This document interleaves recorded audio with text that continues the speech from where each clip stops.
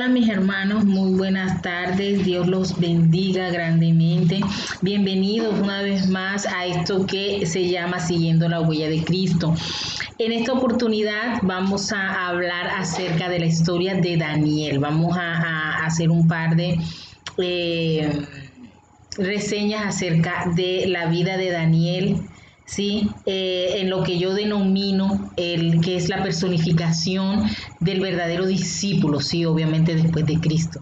Entonces, Daniel es un personaje que me gusta mucho porque la fidelidad de él se ve bien reflejada en el texto de su libro. Entonces, hemos titulado esto Más que un vencedor, porque realmente lo que pasa en el libro de Daniel es algo bien tremendo, o sea, la manifestación de la gloria de Dios. Entonces, vamos a empezar, ¿sí?, acerca de por qué nosotros tenemos que aprender más acerca del libro de Daniel, porque el propósito de este libro es mostrar al Dios de Israel como el único Dios poderoso que tiene en sus manos el destino de todas las naciones de la tierra, ¿sí? Recordemos que el libro de Daniel se centra en el cautiverio del pueblo, ¿sí? Dice que él y sus amigos fueron llevados cautivos a Babilonia a muy temprana edad, ¿sí? Y vivieron muchas cosas, y una vez más se demuestra el poderío de Dios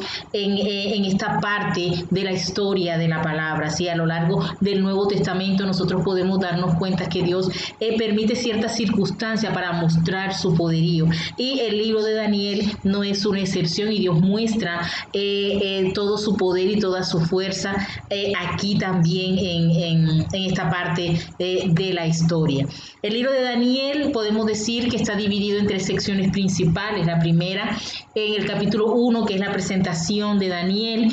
El capítulo 2 al capítulo 7 habla acerca de su carácter, el desarrollo de sus dones y la interpretación profética. Y del capítulo 8 al 12 vemos la serie de visiones sobre acontecimientos futuros. Este libro de Daniel es clave para nosotros poder entender gran parte en la palabra, sobre todo lo que tiene que ver con los últimos tiempos, ¿sí? Más específicamente el libro del Apocalipsis. No podemos nosotros trasladarnos al libro del Apocalipsis sin antes nosotros haber estudiado, haber entendido un poquito acerca del libro de Daniel. Recuerden que en este libro de Daniel es donde el Señor le da la profecía de las 70 semanas y todo lo que aparece, todo lo demás, ¿sí?, que el Señor aquí le da a él, a este profeta. Entonces es importante, y junto con el libro de Daniel también hay que leer otras cosas como Isaías, por ejemplo, pero es clave que nosotros antes de estudiar el libro del Apocalipsis nos detengamos a estudiar y a entender verdaderamente paso a paso el libro de Daniel, para poder entender cuando estemos allá en el libro del Apocalipsis un poquito más. ¿Amén? Porque una de las cosas que nosotros tenemos que hacer cuando nosotros es la consagración a Dios, y Daniel es uno de los ejemplos perfectos a eso. Este es uno de los temas más hermosos que hay aquí en este libro, la consagración a Dios, ¿sí? Eso que demuestra Daniel en compañía de sus tres amigos, esa devoción que le demuestran a su Dios, ¿sí? Cuando ellos toman la decisión de consagrarse verdaderamente al Señor, que es el ejemplo que tú y yo tenemos que tomar. Cuando nosotros tomamos la decisión de seguir a Cristo, de aceptarlo en nuestro corazón, esto es lo que hay que hacer. Necesitamos consagrarnos en cuerpo y alma a nuestro Dios, como lo hicieron Daniel, Ananías, y Azarías, ¿sí?, y Misael. Entonces debemos recordar lo que ellos hicieron, y esta es una de las partes más hermosas que tiene este libro, la consagración de ellos hacia Dios, aún a costa de todo lo que ellos pasaron, ¿sí? Dice, este ejemplo de consagración constituye un reto para los creyentes de todas las épocas, ¿sí?, a fin de que nosotros no renunciemos a nuestro compromiso, porque es un compromiso que tú y yo adquirimos cuando pasamos a ser parte del cuerpo de Cristo, ¿sí? A pesar de que tengamos tantos inconvenientes, tantos problemas, El compromiso que tenemos con nuestro Dios es no separarnos nunca de Él, siempre profesar que lo amamos, no solamente con nuestros labios, sino con nuestras acciones. Demostrarle al Señor que verdaderamente somos sus discípulos, aun a pesar de cualquier circunstancia adversa que nosotros podamos estar pasando. Entonces, la consagración a Dios es una de las partes más hermosas que tiene este libro de Daniel. Entonces, en esta pausa, mi hermano, vamos nosotros a hablar así como a grandes rasgos acerca de lo que trata el libro de Daniel en su primer capítulo, ¿sí? En donde el Señor, en donde se muestra más bien cómo fue el pueblo cautivo y por quién fue cautivo. Vamos a leer los primeros 5 versículos, ¿sí? Y dice así: en el año tercero del reinado de Joacim, rey de Judá, vino Nabucodonosor, rey de Babilonia, a Jerusalén y la sitió. Y el Señor entregó en sus manos a Joacim, rey de Judá, y parte de los utensilios de la casa de Dios, y los trajo a tierra de Sinar, a la casa de su Dios, y colocó los utensilios en la casa del tesoro de su Dios. Y dijo el rey a Aspenas, jefe de sus eunucos, que trajese de los hijos de Israel, del linaje real, de los príncipes muchachos, en quienes no hubiese tacha alguna, de buen parecer, enseñados en toda sabiduría, sabios en ciencia y de buen entendimiento, y idóneos para estar en el palacio del rey, y que les enseñase las letras y las lenguas de los caldeos. Y les señaló el rey la ración para cada día de la provisión de la comida del rey y del vino que él bebía, y que los criase 3 años, para que al fin de ellos se presentasen delante del rey. Entre estos estaban Daniel, Ananías, Misael y Azarías, de los hijos de Judá. A estos el jefe de los eunucos puso nombre, puso a Daniel Belsasar, a Ananías Sadrac, a Misael Mesac y a Azarías Abednego. Y dice la palabra que Daniel propuso en su corazón no contaminarse con la porción de la comida del rey, ni con el vino que él bebía. Pidió, por tanto, al jefe de los eunucos que no lo obligase a contaminarse. Yo te invito a que tú en tu casa termines de leer este capítulo 1 del libro de Daniel para que te enteres un poco más a fondo, si no lo has hecho, pero los que lo han leído saben de qué se trata este capítulo, ¿verdad? Miren el compromiso de Daniel que propone, dice la palabra en su corazón, no contaminarse, ¿sí? ¿Y por qué razón él propone en su corazón no contaminarse? Porque recordemos que este pueblo de Babilonia era un pueblo totalmente idólatra, un pueblo pagano, ¿sí? Dirigido por un rey que dice la historia que era bastante sanguinario.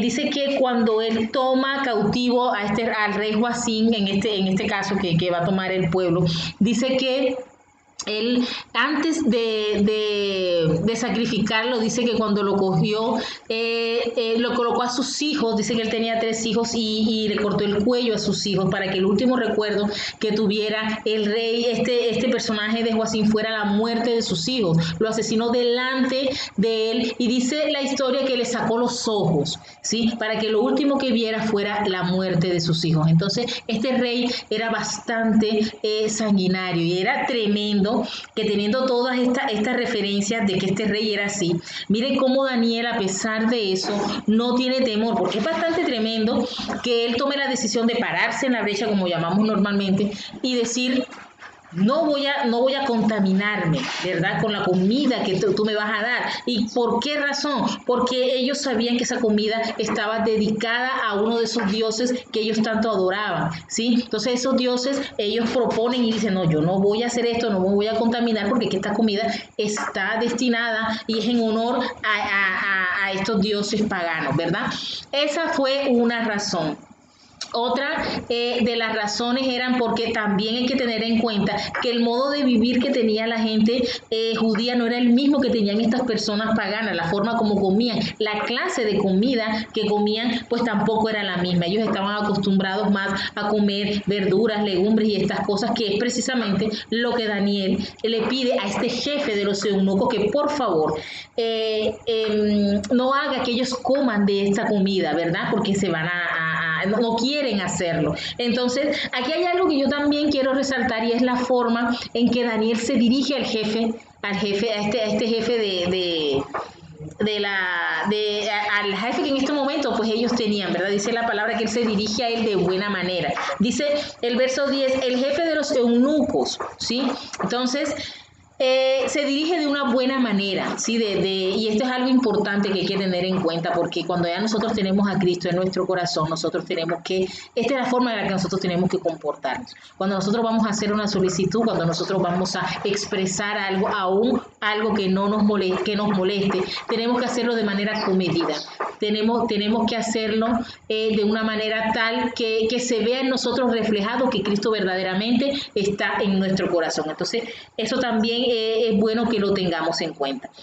Y otra razón por la cual Daniel no quería compartir esta comida era porque en esa época, cuando tú invitabas a una persona a que compartiera la mesa contigo, a que comiera contigo, estaba significando compañerismo, estaba significando que tú querías llevarte bien con esta persona, ¿sí? Entonces esa era otra de las razones por las cuales ellos tampoco querían hacerlo, porque era una forma de decirle al rey: estoy de acuerdo con lo que tú dices, al comer tu comida estoy de acuerdo con lo que tú me estás brindando, estoy de acuerdo con lo que tú estás haciendo y quiero tener una amistad contigo. Entonces esa era otra de las razones por las que dicen los historiadores, los eruditos, que Daniel y sus compañeros no quisieron tampoco hacerlo. Pero fíjense que uno sigue leyendo el capítulo y dice que ellos, a pesar de que le pide al jefe que le dé otra clase de comida, el jefe no quiere y le dice que no, que cuidado porque lo va a meter en problemas. Me dice, porque cuando quiera llegar el tiempo de presentarte al rey, entonces van a estar demacrados, no van a estar iguales que los otros muchachos. Pero fíjense cómo aquí se muestra el poderío de Dios, cuando Él le dice: pruébanos una semana, ¿sí? Un par de días, a ver cómo nos va.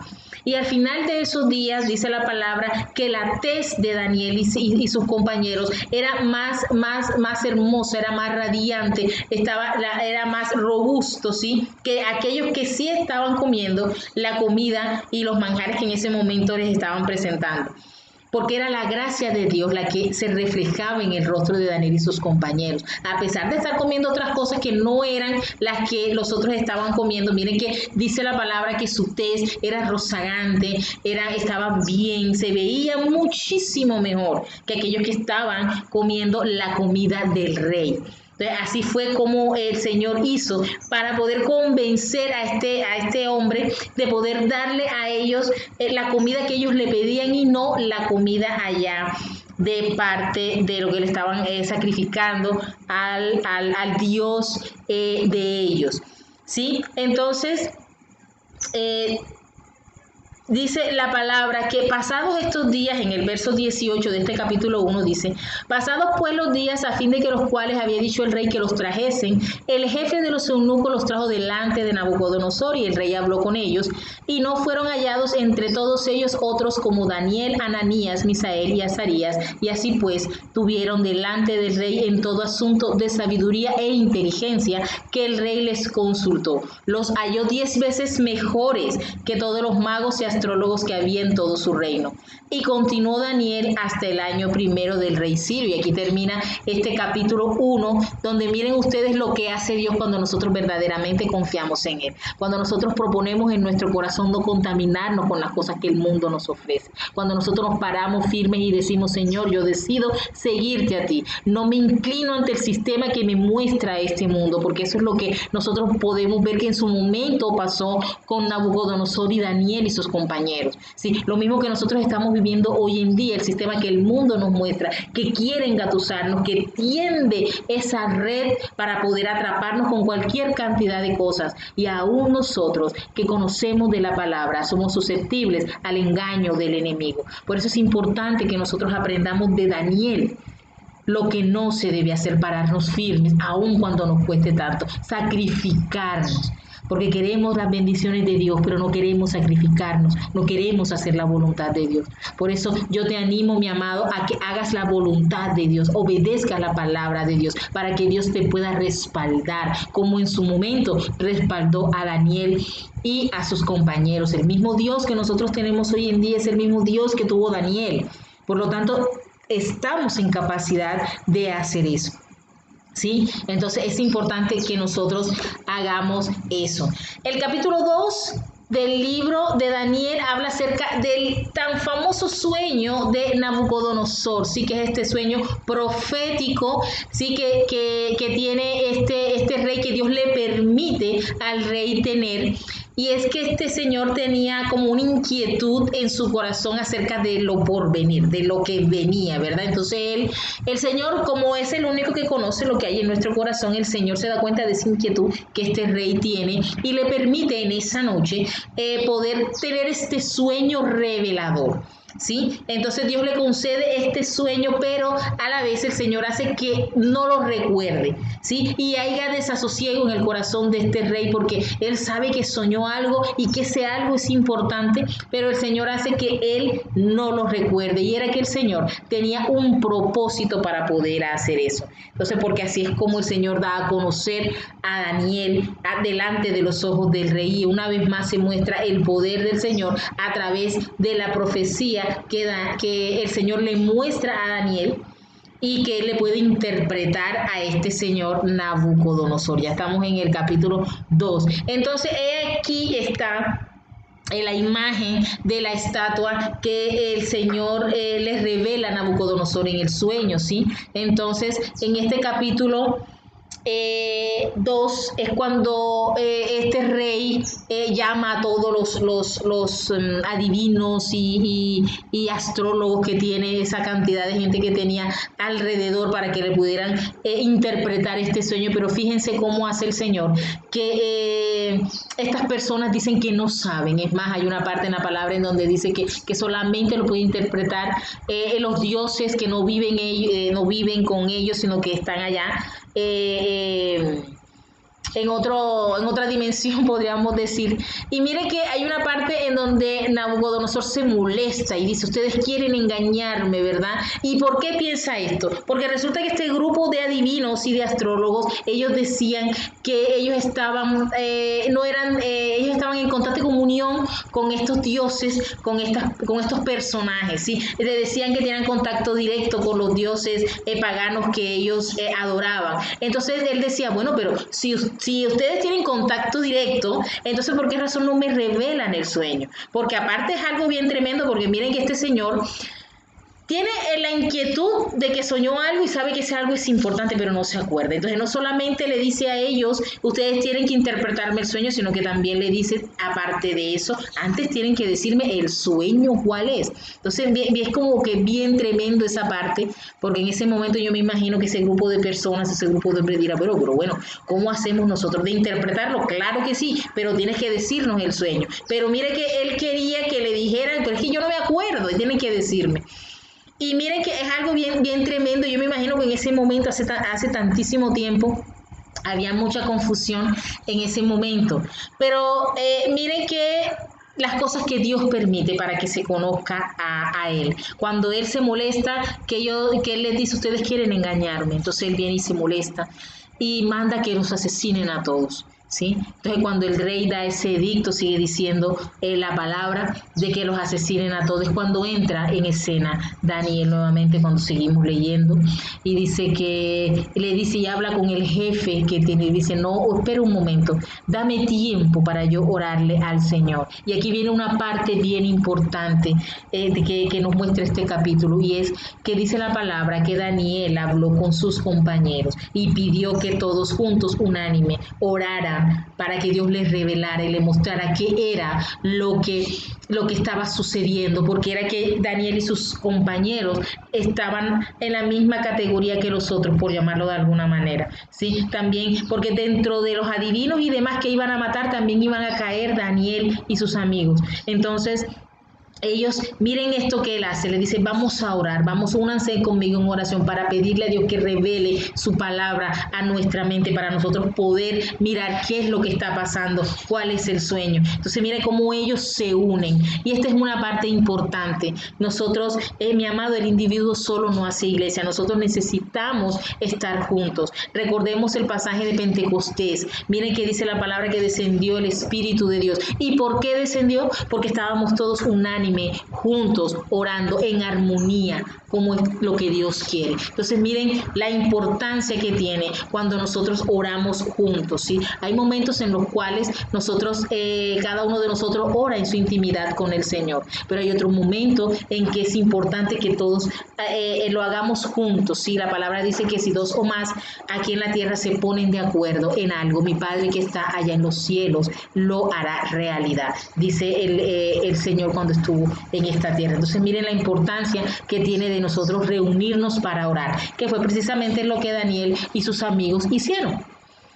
Y tuvo Dios a bien revelarle a Daniel tanto el sueño como la interpretación, porque es que esto ya era propósito del Señor. Y es cuando Daniel va nuevamente donde el jefe y le dice: jefe, no hagas absolutamente nada, permíteme estar en la presencia del Señor para poder revelarle lo que Dios quiere decirle. Y es cuando Daniel le revela, o el Señor revela el sueño a Nabucodonosor a través de Daniel y le explica todas estas cosas. Le dice que la cabeza de oro es Babilonia, y aquí está, así como lo muestra en esta fotografía. Dice que los pechos y los brazos de plata, que representa el reino que viene después de Nabucodonosor, el reino de Media y de Persia, ¿sí? El vientre y los muslos representa el reino que le sigue, que es el reino de Grecia, así como está acá, que están las fechas en las cuales de qué año duró cada reino. Dice que las piernas de hierro representan al Imperio Romano y los pies de hierro y barro el nuevo Imperio Romano, y dice antes de la segunda venida de Cristo, que incluso abarca el tiempo en el que nosotros estamos en este momento. Sí, recordemos que en el año 168 Roma, sí, y en este nuevo Imperio Romano, que es el que nosotros vemos hasta el día de hoy, ¿sí?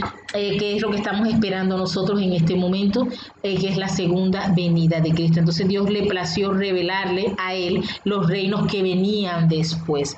Entonces esto es lo que a grosso modo, sí, porque estamos aquí haciendo esta charla en donde estamos explicando a grosso modo lo que significaba el sueño, ¿sí? De igual manera, pues si quieres profundizar un poco más, es muy bueno que lo hagas, pero aquí en esta charla que tenemos, los estamos haciendo así a manera es así como les digo, así de una manera muy como digamos, no tan explícito ni tan minucioso, sí, es como para que tengamos una idea acerca de lo que trata el libro de Daniel en su capítulo número 2. Entonces sigue diciendo la palabra en el verso 34, que cuando ya después que termina de explicar qué significa esta estatua con cada uno de sus bordes, la de oro, todo lo que cada una de las piezas significa, termina diciendo en el verso 34 que él está mirando hasta que una piedra fue cortada no con mano e hirió a la imagen en sus pies de hierro y de barro